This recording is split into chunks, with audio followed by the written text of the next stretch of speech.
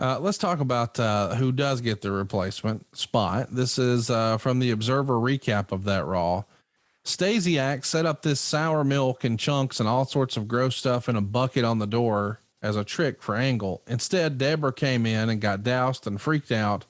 Stasiak and Keebler, when they saw it was Deborah, ran out of the building.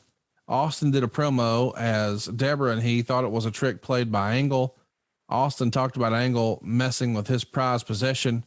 Deborah thought it was her, but Austin cleared up that he meant the WWF World Title, which is a silly but fun skit. But this is just right up your alley in this era, is it not? Yes, I love this kind of comedy. And Austin was really good at it. You know, the crazy thing about Austin, he was over as a baby. He was over as a heel. Anything he did, anything he touched turned into gold. He was able to make the most out of anything, especially the pre-tapes. And, you know, he improvised a lot of it. And it was just crazy how good he was. Meltzer would recap. The main event winds up being Angle and Jericho versus Taz and RVD. The match had heat and was good. Rob Van Dam hit a splash on Angle and Taz went for the pin for a near fall, which got a big pop. Rob Van Dam then misses a moonsault off the barricades outside, and Jericho put him in the walls on the floor. Austin finally got out of the sling and posted Jericho. Angle reverses the Taz mission into the Angle slam for the pin. Austin then nails Angle after the match with the title belt and took his 2 medals as the show goes off the air. So a hot finish where you're getting the win, but Austin's quote unquote getting his heat back right away. You had to be loving this. You probably never had a dance opponent like Austin before this, where everything he did was just quote unquote over, right? Oh yes. Like I said before, you know, whatever he did turned into gold. He was so creative and innovative with everything he did. Even, you know, the redneck character was actually super over. He, you know, the beer drinker, and whether he was a baby or a heel, he was able to get himself over to a degree that was above everybody else. People loved it. That's for sure. We're scheduled on Raw from Grand Rapids on August 27th, the main event with Chris Jericho against Steve Austin and Rob Van Dam. But wouldn't you know it, Austin is suffering from a broken arm. So Austin chooses Raven to replace him. Was Austin just pretty beat down physically at this point? He'd been running hard for a long time.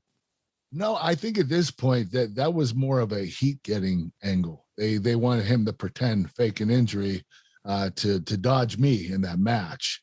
So Austin was trying to find a formidable opponent for me during the night, which eventually I think I beat up Raven and took him out for the night, and Austin had to get somebody else. But for, you know, it was storyline driven.